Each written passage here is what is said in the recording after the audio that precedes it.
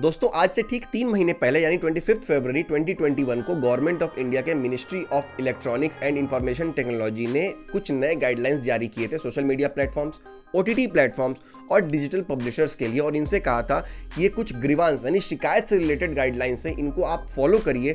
और government of India ने 3 महीने का इनको डेडलाइन दिया था, यानी 25 मई तक का डेडलाइन था, जिनको फॉलो करके और इनको ये सारी जो सिस्टम से सारे जो रूल्स हैं इनको 3 महीने के अंदर वर्क फ्लो में लाने थे, बट ये नहीं लेके आ पाए। ये बिक गई है गवर्नमेंट, अब गवर्नमेंट में कुछ नहीं है।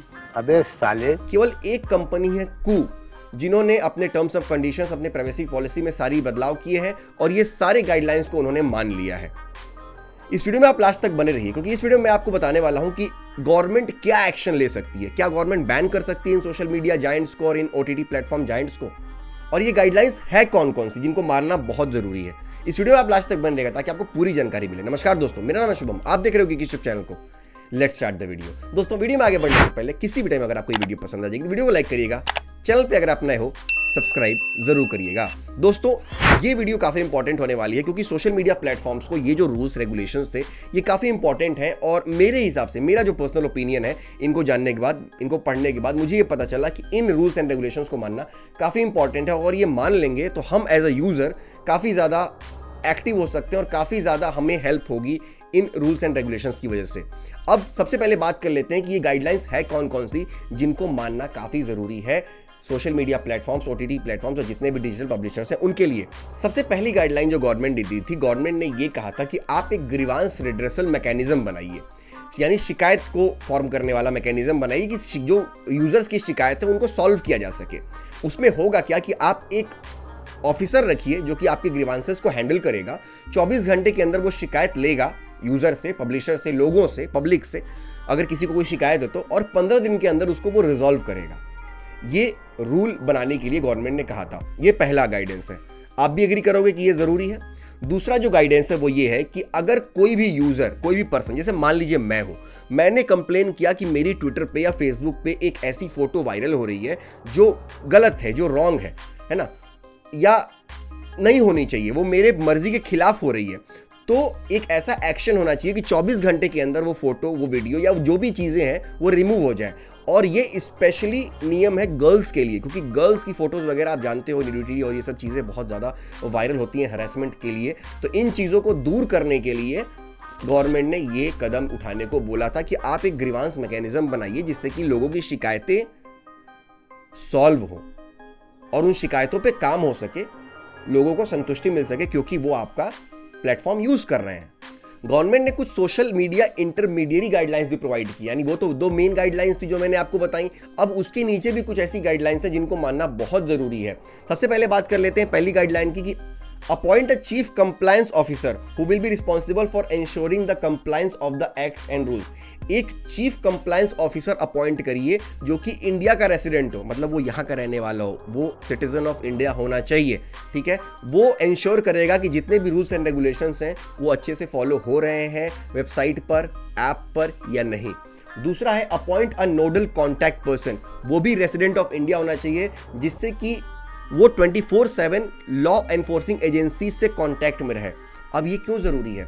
अगर एक ऐसा नोडल ऑफिसर होगा जो कि हमेशा लॉ इन्फोर्समेंट एजेंसी से कांटेक्ट में रहेगा, तो कोई भी अगर criminal offence social media platforms पे वायरल होगी या ओटीटी प्लेटफॉर्म्स पे ऐसा कोई कंटेंट अपलोड होगा जो कि क्रिमिनल होगा या गलत होगा या रॉन्ग होगा, तो उसके खिलाफ एक्शन लिया जा सके। 24/7 कनेक्शन का मतलब यही हो गया। जो तीसरा है appoint a resident grievance officer who will perform the grievance redressal mechanism.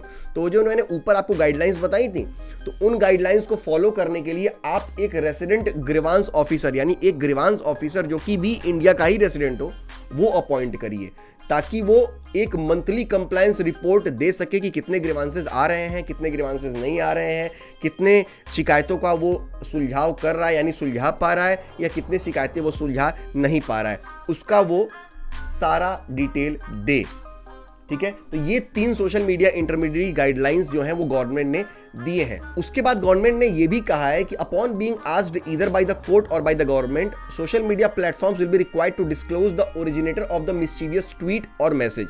तो मान लीजिए कि गवर्नमेंट ने या किसी कोर्ट ने ये पूछा सोशल मीडिया प्लेटफॉर्म से कि वो बेकार ट्वीट या वो इलीगल ट्वीट या वो इललेजिटिमेट ट्वीट या वो सेक्सुअल ट्वीट या फिर वो वायलेंस से भरा हुआ ट्वीट किसने किया, तो गवर्नमेंट को, सोशल मीडिया प्लेटफॉर्म्स को, गवर्नमेंट को या कोर्ट को वो जानकारी देनी होगी।